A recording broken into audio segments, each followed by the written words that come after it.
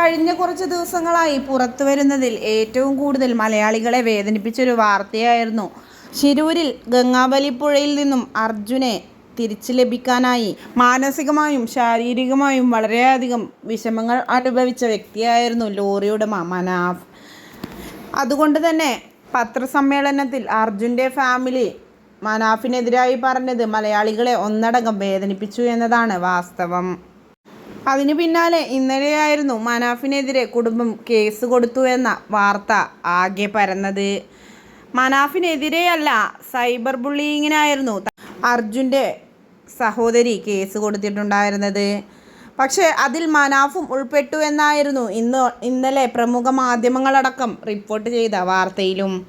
പക്ഷേ ഇന്നിപ്പോഴിതാ ആ വാർത്തയ്ക്ക് ഒരു തിരുത്തുണ്ട് എന്നും മനാഫിൻ്റെ വീഡിയോക്ക് താഴെ വന്ന കമൻറ്റിലാണ് സൈബർ ബുള്ളിയിങ് നേരിട്ടത് എന്നും മനാഫിൻ്റെ പേര് വ്യക്തമാക്കിക്കൊണ്ട് കുടുംബം പരാതി കൊടുത്തിട്ടില്ല എന്നുമാണ് ഇപ്പോൾ പുറത്തു വരുന്ന റിപ്പോർട്ടുകൾ. എന്തു തന്നെ ആയാലും അർജുന് വേണ്ടി ഇത്രയും ചെയ്തിട്ട് മനാഫിന് എന്ത് കിട്ടിയെന്ന ചോദ്യത്തിന് കുറ്റപ്പെടുത്തലുകൾ മാത്രമാണ് അർജുൻ്റെ വീട്ടിൽ നിന്നും ലഭിച്ചത് എന്നതാണ് വാസ്തവം. പക്ഷേ അർജുൻ്റെ വീട്ടുകാരോടൊപ്പം എന്നും ഉണ്ടാകും എന്നും വലിഞ്ഞു കയറി ചെല്ലില്ല എന്ന ഒരു നിബന്ധന മാത്രമേ ഉള്ളൂ എന്നും മനാഫ് തുറന്നു പറഞ്ഞു. കാരണം അവൻ എൻ്റെ സഹോദരനാണ് എന്നും ആ അമ്മയ്ക്ക് എന്തെങ്കിലും ഒരു ആവശ്യം വന്നു കഴിഞ്ഞാൽ ഇനിയും ഞാൻ ഓടിയെത്തുമെന്നും നല്ലവനായ മനാഫ് വ്യക്തമാക്കി.